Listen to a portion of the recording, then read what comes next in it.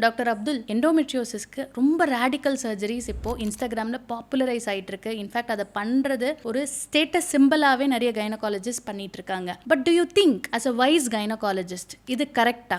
யாருக்கு நம்ம சர்ஜரி பண்ணுவோம், யாருக்கு டைரக்டா ஐவிஎஃப் ப்ரொசீட் பண்ணுவோம்? நம்ம ஐவிஎஃப் பண்ணுற எல்லா பேஷண்ட்டுக்கும் எண்டோமெட்ரியோசிஸ் சர்ஜரிங்கிறது மேண்டேட்ரியா? What is your take on this according to the evidence?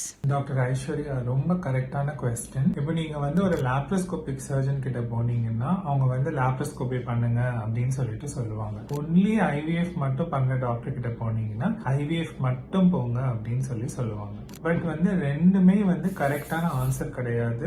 எல்லாருக்குமே ஜெனரலைஸ் பண்ணி நாங்க இதுதான் பண்ணுங்க இல்ல அதுதான் பண்ணுங்கன்னு நம்மளால சொல்ல முடியாது. நம்ம எப்பவுமே பேஷண்ட் ஆஸ் அ ஹோலா தான் பார்க்கணும். அவங்களோட பீரியட் ஆஃப் மேரேஜ் எவ்வளவு டியூரேஷன் அப்படிங்கறத பார்க்கணும். ரெண்டாவது அவங்களோட ஏஜ் என்ன அப்படிங்கறத பார்க்கணும்.